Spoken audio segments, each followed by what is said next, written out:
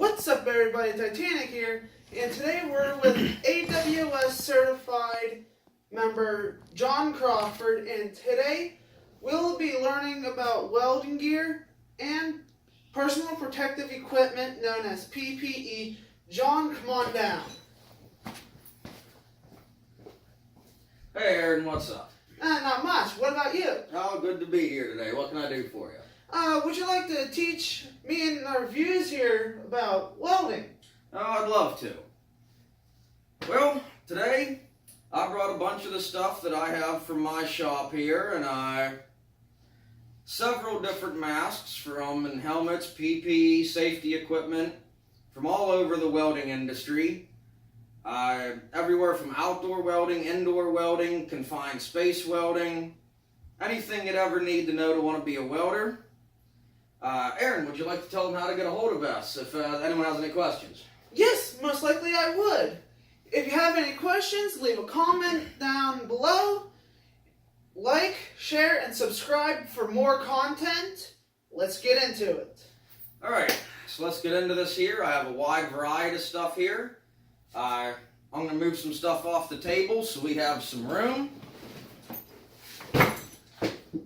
First thing we're going to go over here today is headgear. Headgear, very important in the welding industry. For one, it's what holds your helmet on. Two is comfort. Now there's many different types of headgear out there, from Lincoln to Miller to Jackson to ESAB, all across these different manufacturers. My most favorites in the three different brands of helmets I use is the new Jacksons, the new Lincolns, and one of my most favorite outdoor helmets I just picked up here is the Miller T94i, which we're going to unbox and show you here in a second. But first, we're going to get into the standard headgear for Jackson. This is the standard headgear for what you're going to see on most of the older Jacksons. One simple adjustment, a sweatband, and a tensioner for the back of your head that goes on your welding cap. They're a nice headgear. They're a little thin for my liking, but they're a good headgear. So I'll pass it here to Aaron, and we'll see what Aaron has to think. Well, what I'm really concerned is, why do you have to have this little headband right here for? Well, what this headband does, this goes on the back of your head. This is a sweatband. This, if you hold it right, this is on the front of your head. What the sweatband does is this keeps, obviously, welding inside or outdoors, wherever, is normally a bit of a hot environment. This keeps a lot of the sweat from going into your eyes. This is stock, standard equipment. You can buy aftermarket. They're a little bit thicker. They do a little better. And with the Jackson helmets, you can actually buy what's called a cool band. I don't have one here today, unfortunately, to show you. Mine's at work. I wasn't able to bring it here today, but you can get a cool band that's electrically controlled, air-conditioned band. I have a helmet here today that'll take an actually air-conditioned helmet, which we'll get into here in a little bit. Do you have any other questions? Yes, for your replacement, how much would that cost? For this headband in particular, almost nothing. I mean, you could probably pick one of these up, $20-25 at any retailer. You could probably get them off the internet, maybe $5. All right. They're relatively cheap. They're easy to change. They're screw on, screw off. Helmet dowels on each side to keep the forward and backward movement of the helmet in line. Easily changed. Okay, now, last question for this headgear. What is the perfect setting? There isn't one. The setting is up to the individual using it. You're going to have to play around with your helmet, see how close or far you like your helmet, see how high or low you like it to sit, and you have to have your helmet tension. What I like to do is I like to be able to have my helmet lifted, and with just a simple flick of the head, my helmet drops into position. Okay. So, if that's all you have, we'll move on to the next piece. Yep. We'll set this aside here. Here's a gutted Jackson Halo helmet. They're called Halo helmets because they're not a hard helmet. They're a flexible helmet, but they're only about a third of the weight. If you're welding 15-20 hours a day, this super light helmet is a lifesaver. This one in particular is equipped with the new style Jackson head unit. It has an upgraded, thicker headband, a better adjusting system, a better tensioning rubber grip knob for on them hot, sweaty days. It also has a movable back head rest to more adjust for the individual use of the helmets. Okay, so how much would this normal shell cost? The shells in themselves, they can run anywhere between $20 and $100. These new headgears, they're around the same thing depending on what you want in the headgear. There's hundreds of different headgear as far as designs and options available. You can go onto eBay, Amazon, that's what I would personally do. Or if your company's nice enough to give you a discount through company, go to Jackson themselves and you can order almost anything. And some companies even offer to print on helmets for a more customized look. Okay, another question. How well's the durability? The durability on the Halo helmet, they are durable. Now, being as they are a flexible helmet, they're not going to have the durability as your hard helmet will, especially with impact resistance. These are meant to save weight rather than more of a hard hat type helmet. The Halo helmet, also in comparison to another helmet, they reach further back over the top of your head. Due to the saving of weight, allowed them to make a larger helmet, which is beautiful if you do overhead. That saves a lot of that stuff rolling off instead of burning into your dome piece. And it's still, even with the larger back, it's still lighter than the hard hat helmet. Okay. That's all questions I have for this piece. Alright, well, let me step over here and get another one.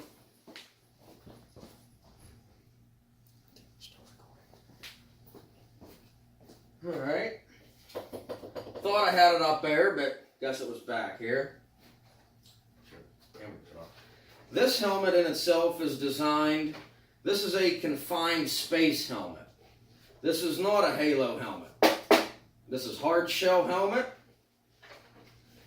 It has a full bra for over your head to keep all the air, shielding compound, gases, and everything from getting up into the helmet in confined space. Also, there's this piece here on top. When you're wearing this helmet, it goes down to a backpack air unit that pumps cold air, cold fresh air into the helmet. Okay. It's also something I wasn't able to bring today. It's on my other helmet at work. I couldn't bring it. But this is also equipped with the newer style Jackson headgear. Any Jackson headgear will work in this, and you can upgrade to a couple other different companies of headgear that'll fit the confined space helmet. This particular one is Shadow Air E2. It's the newest one out. Very good helmet if you're looking at doing confined space.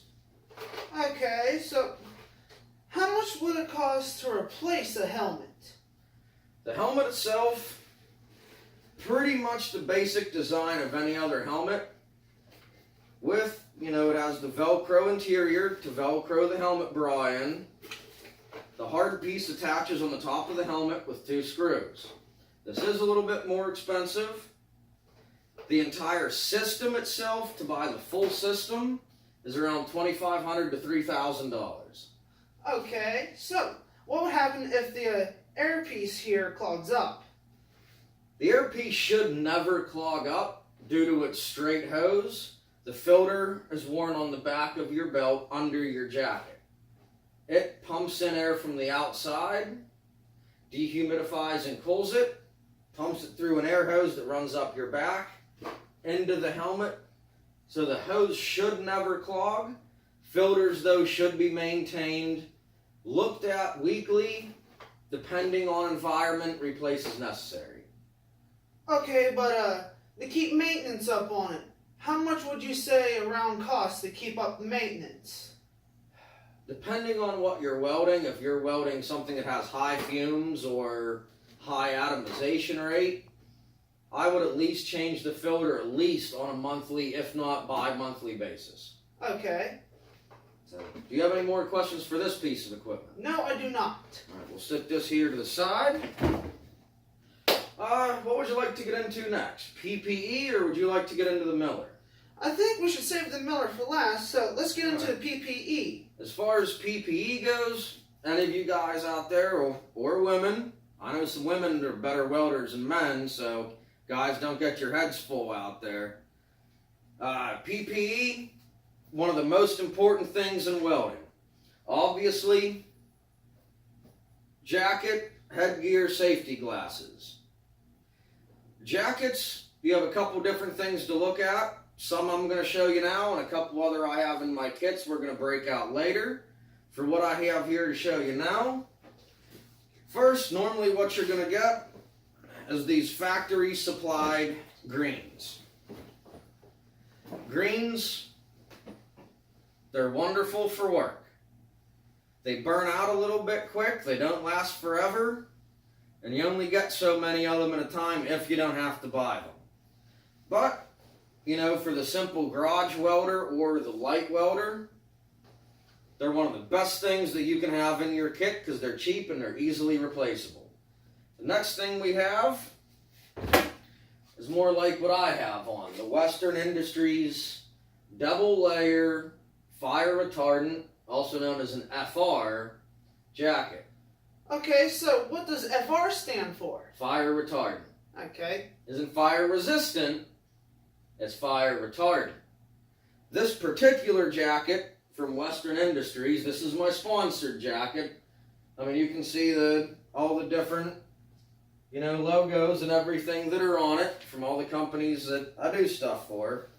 This jacket offers a double button system where it buttons in and buttons over. So you have a tri-fold seam where no slag deposits can make it through the seam. Okay. Do you have any questions on this type of jacket? Yes, how much would you say would that jacket cost, and how long will you have until you have to replace it? Well, these jackets from Western Industries, they're one of the most highest end jackets on the market. These jackets, depending on the grade that you buy, range from about $150 a piece to about $500 a piece. And they make some even that are higher up than that if you get into cold weather welding with the insulated inserts, and certain welding jackets can go well over $1,000. Okay. But as far as this goes, for the garage mechanic or a shop, if you're doing a lot of welding day after day, especially overhead or vertical, this is what I'd go with. Okay. The other thing we have, obviously, is the leather. This particular leather is Hobart. You can buy them at any tractor supply, almost any welding store. They're a good leather. They're well made. You have shoulder pockets for your soapstone, paint markers, punches, whatever you need to carry on you.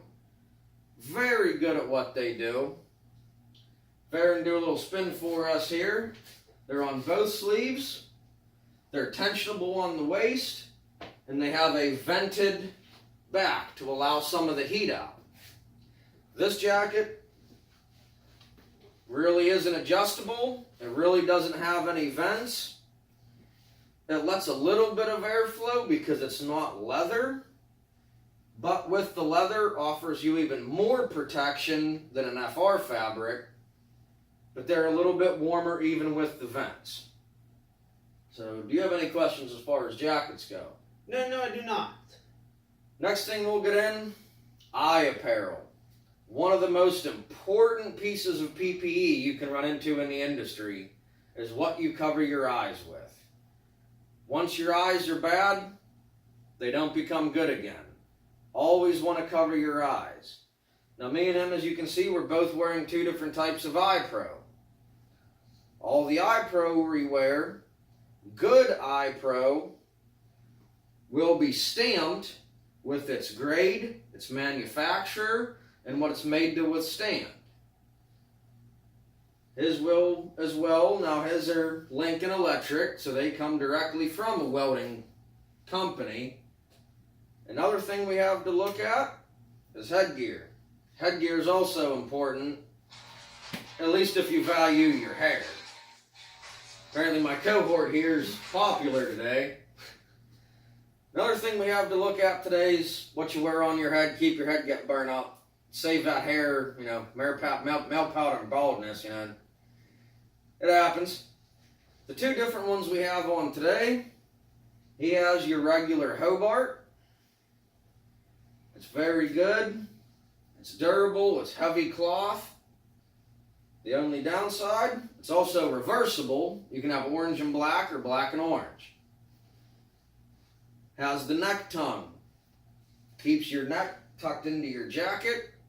You can fold it over. Complete protection. Mine, I have a little bit more of a specialized one. Now mine's a true FR. Mine's from Black Stallion. It's a little bigger. It fits a little bit over farther. It protects you a little more, but it holds a little bit more heat in because of the size of it. So if you are going to go with a bigger headgear in comparison to a smaller one, keep in mind of the heat faction in where you're working. Aaron, do you have any questions? Yes, how would you say would these head caps would annually cost? Head caps are, I've found them in stores for $3 to $5 up to $100. This Black Stallion one I have on now, I just picked up at a welding store out by Indiana. Cost me $12. I think I've went through 3 of them in the last couple of years. They're very durable. Even the ones like yours from Hubart. They're very durable. Welding correctly, you shouldn't have too much splatter coming directly on you because you should be out of the welding path, so you shouldn't have a rain on here. These are more to protect you from porosity pops and splatter. Okay. Any other questions? No. All right. One of the most important things with PPE is water. Everything we've talked about so far doubles the heat faction that you're going to see inside or outside of your shop, which means you're going to sweat a lot. So the most important thing you can do is drink plenty of water. This particular water bottle I brought with me today is one of the ones I bring from work. Inside of the water bottle is a freezer pack. So you can freeze the water, freeze the freezer pack, put the water in it, and then you have nice cold water. Won't stay that way for 8 hours, but it'll get you till lunch when you can refill it. Always drink enough water. Also make sure your water quantity stays slow. You don't want to drink water too fast, and I learned this being an Army vet. One of my sergeants had this happen. He drank too much water too quick, and you can actually develop a seizure condition from drinking too much water too fast. So make sure you monitor your water intake, how often and how much you drink. A good way to test it, when you go to pee, look at your pee.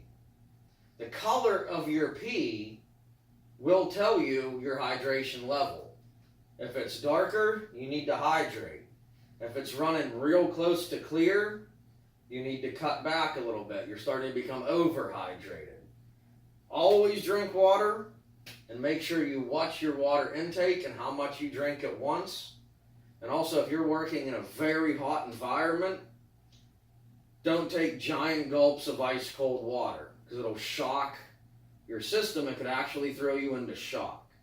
It's actually better to drink warm water than it is to drink ice cold water, especially in a welding environment where you can exceed 120, 100, 150 degrees inside your suit. You're going to think you're very thirsty. Stay away from that ice cold water. Okay. You have any questions? No, I do not. So, I'll set this aside here. Next thing, we're going to go over some gloves.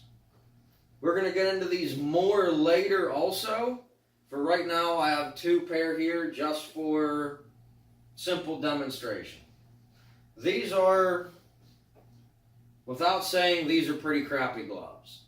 Single layer leather, stitching's inconsistent, they don't fit well. If you want to go ahead and try these on, you'll see the way that your fingers go into the fabric. It's not a good fit. You have lots of fabric off the ends of your fingers. You know, if I threw a handful of stick rods on this table, do you think with them you'd be able to pick it up? Not very much. So with gloves like that, with all this, I mean, there's over an inch of extra fabric here. And these are actually his size. These are his size gloves and good gloves.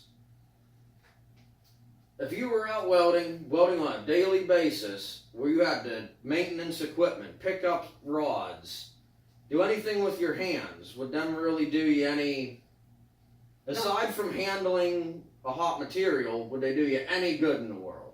No, not really. I'll pop them off here. This is why when you make your glove choice, as much as I'm a fan of Tractor Supply and Walmart and all these other places, that's not where you want to buy your gloves. Buy gloves that fit. If they don't fit, it's going to make your life harder, it's going to be aggravating, and it's going to slow you down. Now in the work environment, if you work slow, that's going to cost the company money. They want to see production. If you're falling behind production, as we say in the industry, you better know where your lunch pail is. Because you're going to have to know where to grab it on your way out the door. Buy good gloves. Don't take the cheap way out on jackets or gloves. Do you have any other questions as far as this pair of gloves? How it wears, how far it goes up, anything? Nope. Alright, we'll throw them away. Next pair of gloves I have for you guys to see. Now these are more of a specialty glove. I wore these a lot in steel mills, U.S. Steel, Ludlam, stuff like that. These are mitten heat protective, and if you want to know the brand name, they are REVOC Industries Incorporated gloves. Now if you put these on, you're going to notice a slight difference. For one, they're not gloves, they're mittens. Unlike leather welding gloves, these are made of special materials, Kevlar. These are meant to physically pick up and handle red hot material. These are heat gloves. They're meant to withstand a lot of temperature. Where your regular leather gloves would shrink and burn up, these will stand the test of time handling hot material. So if you get in a position of maybe a welder's helper, or you have to align hot material, these are going to be one of the things that you're going to want to take them couple bucks out of your paycheck to buy if the company doesn't provide them. Now, if you do need to buy them and they're required by the company, keep in mind anything required by a company, ladies and gentlemen, that they do not provide is tax deductible. So don't forget to save all them receipts. Get yourself a little shoebox, save all the receipts for this stuff, get it back on your taxes. We give Uncle Sam enough, we don't have to give him any more. Any questions as far as gloves so far? No, I do not. Well, I guess at this point we can start getting into some of the newer age helmets, and we'll start breaking some kits down for you guys that I carry on a daily basis to different jobs, and we'll show you more of what to have in your own welding bag. For now, Aaron, if you want to introduce one of the helmets I brought today. Okay, so today is the T94i. Yes, the new Miller helmet. This helmet just came out not too long ago. Now, as you can see on this box, we have a lot of print all over this box. I mean, this is an outstanding helmet. It features everything you could want, especially if you do a lot of outdoor welding. Not only that, it comes with a 3-year factory guaranteed warranty, which is really nice. So this is the Miller T94i. Now this is a digital helmet. Hold that box up. This is a digital helmet. It also features the newest of clear vision technology, as well as 180-degree view on both sides of the helmet. It also features a liftable power pack. So instead of having to constantly be picking your helmet up and down, because this is, if you feel it, it's a bit of a heavier helmet. Yes, yes it is. So to compensate for that, they also put in this beautiful comfort silicone headgear that's on the back headrest, the mid headrest, front, and it has a triple layer perforated sweatband. That's also a cool band technology. So as you sweat and it develops moisture, it gets rid of it, and the water activation from the sweat cools it. Very nice headgear we have here developed by Miller. Now this is a digital helmet. It doesn't have the knobs inside. I wish we could show it on the video, but up inside of this helmet, and we'll post pictures of this later in comments. I'll disassemble the helmet and we'll put it up so you guys can actually see how this helmet operates. This is a digital helmet. So once you put it on and you put your headgear down, I know you guys can't see it on camera, but I can show Aaron here. You have a mode button. You can click mode. You can go between weld, cut, grind, and X mode. Now this helmet features an X mode. What X mode is you know how your delay works on a helmet when it sees a physical arc. Yes. It'll delay and darken the helmet.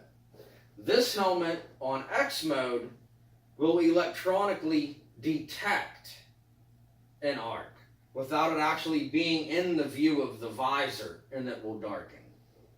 So this is outstanding if you're welding in an outside environment with several welders working on one piece of equipment. This helmet will actually detect their arc without it being in the visor and darken the lens. It's a very good option to stay down that welder flash. Okay, so how much would this cost if someone would accidentally break it? Well, I just bought this helmet here about a year ago. It's over $300. It's an expensive helmet. But in what it's used to do, it's well worth it. Plus, the headgear almost lasts forever. Because instead of constantly lifting and dropping the helmet, you just flip up the cover and you don't have to keep lifting and dropping the actual helmet. And even though this does have a grind setting, if you want to go directly from grinding to welding without having to reach up and hit the button, you just flip this up and grind from right there. When your grind's done, a flick of the head drops the shade, and you go right in to your preset to weld.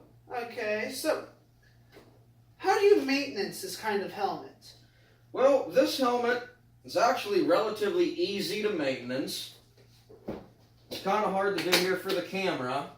You disconnect this faceplate. The faceplate gives you access to the safety plate that's underneath. Safety plate pops right out. You hit this little button. There comes out your power pack. Power pack features a side battery. Battery is replaceable. Now here, I don't know if viewers can see it much, but this is all your buttons for your adjustments. Your weld, cut, grind, X mode. Under information, this actually has a clock, which is nice because everyone likes to know when lunch is and quitting time. Might not always hear that bell. You have them earplugs in, so got yourself a clock. You have an arc time. What the arc time on this helmet does, it records, kind of like the odometer in your car, how many hours of arc this power pack has seen. Okay. Arc count. On top of counting how long it's seen an arc, it has a counter on to see how many times it's actually seen the actual arc. It's a very advanced helmet. Okay, so how long does the batteries usually last for? I've had the batteries in this for a year now, and they're not dead yet. Not only is it battery backup, it has solar backup, it runs 4 pickups. Very, very well made helmet by Miller. Okay. And it's very easy to reassemble. You just grab the helmet, drop the bottom of the power pack in, obviously pickups and solar pickup forward, 1 finger, push in, front lens drops directly in, and it just pops right in. Top cover, if I would put it the right way, it's kind of hard to do this backwards. Very hard to do this backwards, but it clips right in, and it's back together. It's very easy to maintenance. The inside lens is on 2 quick clips. 1 turn on each side, front lens pulls out. It comes with several replacement lenses, cleaning equipment, everything you need to maintenance the helmet is included in the box.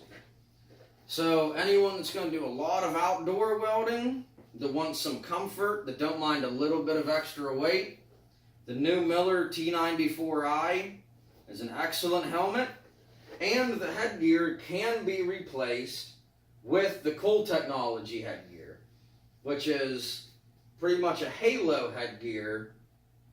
You can get it with the battery on the top or the belt battery that actually cools the headgear. Electronically, like an air conditioner, it'll cool inside the helmet and it'll cool the headgear where it meets your head. And that particular upgrade from the stores I've looked at go from about $150 to about $300 depending on which one you get. So if you're in a hot environment, a couple $100 could be a lifesaver. So, do you have any questions on the Miller? No, I do not. Alright, well, we'll attempt to get this in the box here.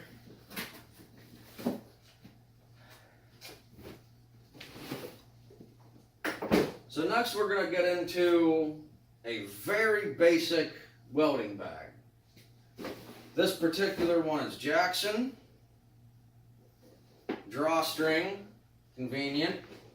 Has a front pouch, 2 side pouches. In here I have Jackson Camouflage Auto Tint. My personal favorite mask, my Jackson White Aces Let It Ride Halo helmet. Also a digital helmet, different type of digital. Buttons instead of knobs. This particular Jackson insert is the very newest one. this holds 2 battery backups. Okay. So you have twice the power of the helmet sitting or dark environment because you have the ability to have 2 batteries backing it up. Okay, so I do have a question. How can the buttons benefit for knobs? The buttons instead of knobs, that's a big issue in the welding industry. Me personally, when you look inside of a helmet, your knobs are normally at the top. Okay. Which means you have to take the helmet off to adjust it. Where the buttons are at the bottom. I don't even have to take this helmet off. I can snap this helmet on, put it up just to eye level, and I can end this helmet without lifting it. Without even lifting it, I can adjust my shade, my delay, my mode, my sensitivity, everything without having to take the helmet off. Okay. So for me, that's the biggest benefit. Okay. So that's my personal favorite helmet. I do love that. Do love that Jackson. Let's see what else I have in here. Now, a couple extra halos. Sometimes they get burnt up.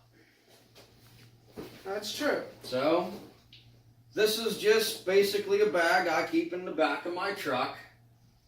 I have my lead helmet, I have a backup helmet, I have extra halos. Everything I need, no matter what kind of, what hits the fan. Yeah. Also with the halo helmets, they pack up very neatly. So you can fit a lot of stuff into a small bag.